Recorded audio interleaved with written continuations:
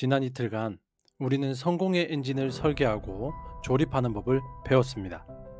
이제 당신의 차는 강력한 심장을 갖게 되었죠. 하지만 아무리 좋은 차라도 험난한 도로 위에서는 속수무책일 겁니다. 당신의 성공을 방해하는 교활한 적들은 길 곳곳에 숨어 당신의 엔진을 망가뜨릴 기회만 엿보고 있습니다. 반갑습니다. 여러분의 꿈속에 들어가 함께 억지로 걷게 만드는 꿈을 걷는 자입니다. 이제 당신은 작지만 꾸준한 행동의 힘을 믿고 매일 달력에 X 표시를 하며 앞으로 나아가고 계실 겁니다. 하지만 이상하게도 어느 순간부터 더 이상 발전이 없는 것 같고 주변에서는 당신의 노력을 끌어내리는 목소리만 들려오죠. 그렇게까지 해야 해? 그거 해서 뭐가 달라지는데? 바로 이 지점이 수많은 사람들이 마지막 고비를 넘지 못하고 포기하는 마의 구간입니다. 성공의 엔진을 만드는 것만큼이나 중요한 것은 그 엔진을 외부의 공격과 내부의 결함으로부터 지켜내는 것입니다.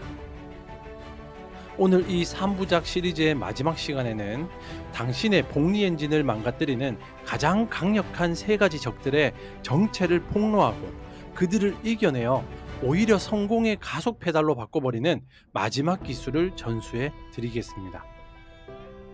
이 영상을 끝까지 보신다면 당신은 어떤 장애물 앞에서도 흔들리지 않고 목표를 향해 질주하는 단단한 내공을 갖게 될 겁니다. 첫 번째, 가장 강력한 외부의 적, 환경과 관계의 영향력. 당신의 의지력을 가장 빨리 고갈시키는 것은 당신 자신이 아니라 당신을 둘러싼 환경입니다. 데런 하디는 우리의 선택에 가장 큰 영향을 미치는 세 가지 외부 요인을 지목하죠. 바로 정보, 관계, 환경입니다. 첫 번째는 정보입니다. 당신은 당신의 뇌에 어떤 음식을 먹이고 있습니까? 아침에 눈을 뜨자마자 자극적인 뉴스, 연예인 가십, 부정적인 댓글들을 본다고 상상해 보십시오. 이것은 당신의 뇌에 쓰레기 음식을 쏟아붓는 것과 같습니다. 뇌는 아침부터 스트레스 호르몬인 코르티솔을 분비하고 세상은 위험하고 부정적인 곳이라는 필터를 장착하게 되죠. 우리 뇌에는 망상 활성계라는 필터가 있습니다. 당신이 중요하다고 생각하는 정보만 걸러서 보여주는 역할을 하죠. 당신이 빨간색 자동차를 사기로 마음먹는 순간 길거리에 유독 빨간색 자동차만 보이게 되는 것이 바로 이 때문입니다.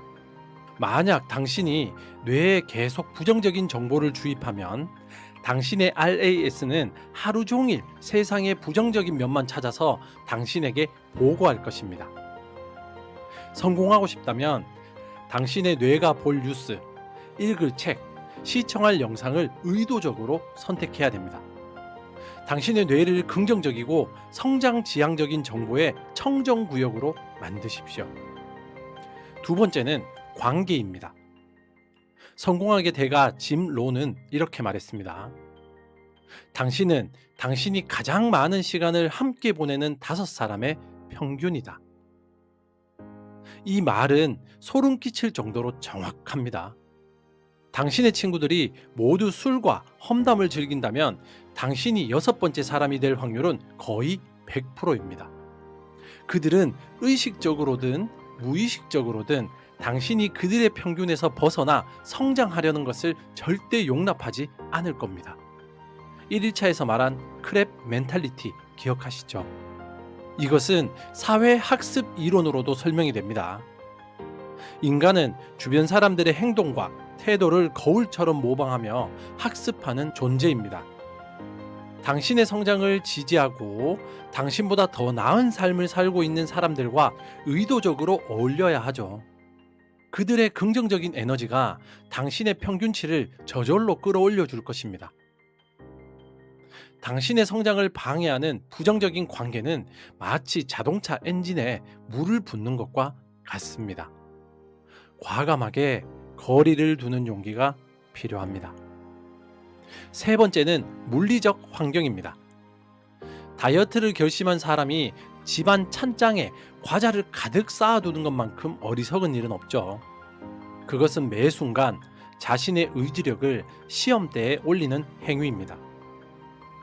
인간의 의지력은 한정된 자원이라서 아침에 가득 차 있더라도 저녁이 되면 거의 바닥납니다. 성공하는 사람들은 의지력을 아끼기 위해 좋은 선택을 하기는 쉽게, 나쁜 선택을 하기는 어렵게 환경을 설계합니다. 아침에 운동을 가고 싶다면 잠들기 전에 운동복을 머리맡에 개어두십시오.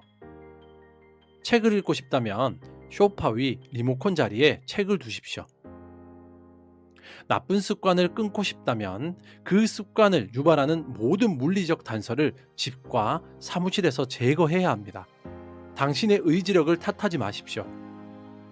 대신 당신을 실패하게 만드는 환경을 탓하고 그 환경을 당신의 성공을 돕는 지원군으로 바꾸는 설계자가 되십시오. 두 번째, 가장 교활한 내부의 적. 보이지 않는 결과의 시간. 외부의 적들을 막아냈다고 해도 우리 안에는 훨씬 더 교활하고 강력한 적이 숨어 있습니다. 그것은 바로 결과가 보이지 않는 정체기, 즉 복리의 마법이 일어나기 전까지의 그 기나긴 침묵의 시간이거든요. 이 시간을 견디지 못하고 대부분의 사람들이 포기합니다. 이것은 심리학에서 잠재력의 고언이라고 불리는 현상입니다. 우리의 노력과 결과는 정비례하지 않습니다. 노력은 꾸준히 쌓이지만 결과는 한참 뒤에야 나타나는 임계점이 존재하거든요. 마치 0도에서 물을 끓일 때 1도부터 99도까지는 물의 상태에 아무런 극적인 변화가 없는 것과 같죠. 에너지는 계속 투입되고 있지만 눈에 보이는 것은 그저 미지근한 물일 뿐이죠. 하지만 100도가 되는 바로 그 순간 물은 액체에서 기체로 폭발적으로 끓어오르기 시작합니다. 성공도 이와 같습니다. 당신이 매일 책을 읽고 운동하고 글을 쓰는 노력은 99도까지 물의 온도를 올리는 과정과도 같습니다. 눈에 보이는 결과는 없지만 당신 내부에서는 엄청난 잠재력이 쌓이고 있는 것입니다. 하지만 대부분의 사람들은 99도에서 포기합니다. 이렇게까지 했는데 아무것도 변하지 않잖아. 이건 역시 소용없어. 바로 1도만 더 올리면 모든 것이 폭발할 그 순간에 말이죠. 이 고통스러운 정체기를 이겨낸 가장 위대한 예시가 바로 대나무 이야기입니다. 어떤 종류의 대나무는 씨앗을 심고 처음 4년 동안 땅 위로는 아주 작은 싹만 보일 뿐 거의 자라지 않는다고 합니다. 4년 내내 물을 주고 가꿔도 아무런 변화가 없는 것이죠. 하지만 농부는 포기하지 않았습니다.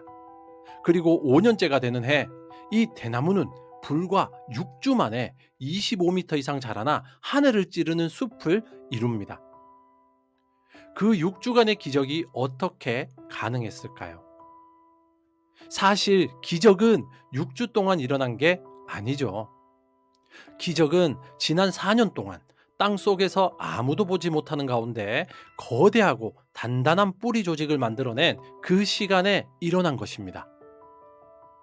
그 보이지 않는 뿌리가 있었기에 폭발적인 성장이 가능했던 것이죠.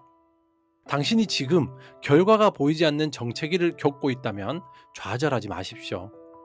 당신은 지금 실패하고 있는 것이 아니라 성공이라는 거대한 나무를 지탱할 뿌리를 내리고 있는 중입니다. 눈에 보이는 성장이 없다고 해서 아무런 성장도 일어나지 않는 것이 아니라는 사실을 우리는 믿어야 됩니다. 이 믿음이야말로 잠재력의 고원을 돌파하는 유일한 에너지입니다. 당신의 4년은 6주간의 폭발을 위한 가장 신성한 준비 기간입니다. 세 번째, 한계를 돌파하는 가속의 순간. 자, 당신은 이제 외부의 적을 막아내는 방패와 내부의 적을 이겨내는 믿음의 성장을 갖게 되었습니다. 당신의 복리 엔진은 안정적으로 돌아가고 있죠. 그렇다면 이제 만족하고 현상 유지만 하면 될까요? 아닙니다. 마지막 단계는 의도적으로 엔진의 한계를 시험하며 성장 곡선을 더욱 가파르게 만드는 가속 페달을 밟는 것입니다. 이것은 운동과학의 가장 기본 원리인 점진적 과부하와 같습니다. 근육을 성장시키려면 근육이 익숙해진 무게보다 약간 더 무거운 무게로 계속해서 자극을 줘야 됩니다. 10kg 아령이 드는 것이 편해졌다면 11kg에 도전해야 근육이 찢어지고 회복하며 더 강해지는 것이죠. 우리의 정신적, 지적 능력도 똑같습니다. 당신이 매일 책 10페이지 읽기라는 습관에 완전히 익숙해졌다면 이제 당신의 뇌는 더 이상 성장하지 않고 현상 유지만 하게 됩니다. 이때가 바로 의도적으로 과부하를 걸어야 하는 순간입니다. 순간의 고통을 감수하고 당신의 한계 지점을 살짝 넘어서는 도전을 추가하는 것이죠. 예를 들어 책을 10페이지 읽고 덮으려는 순간 이렇게 스스로에게 말하는 겁니다. 딱 2페이지만 더 읽어보자. 매일 3km를 달리는 것이 익숙해졌다면 딱 100m만 더 달려보자. 블로그에 글 하나를 다 쓰고 만족하는 순간 가장 마음에 안 드는 문단 하나만 더 고쳐보자. 러시아의 교육 심리학자 레프 비고츠키가 말한 근접 발달 영역의 개념과도 맞닿아 있습니다. 아이가 혼자서는 풀 수 없지만 어른의 약간의 도움을 받으면 풀 수 있는 문제의 영역, 즉 편안한 영역. 바로 바깥에 있는 학습 영역에 머물 때 가장 빠른 성장이 일어난다는 이론입니다. 복리의 성장 곡선을 가속화하는 비밀은 바로 이 근접 발달 영역에 의도적으로 머무르는 것입니다. 매일의 습관을 완수한 뒤 당신이 약간의 불편함과 고통을 느끼는 바로 그 지점까지 아주 조금만 더 나아가는 것이죠.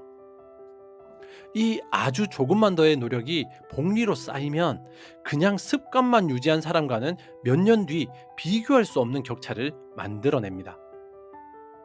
이것은 평범함과 비범함을 가르는 마지막 한 끗 차이입니다. 당신은 매일 당신의 한계선 앞에서 멈추시겠습니까?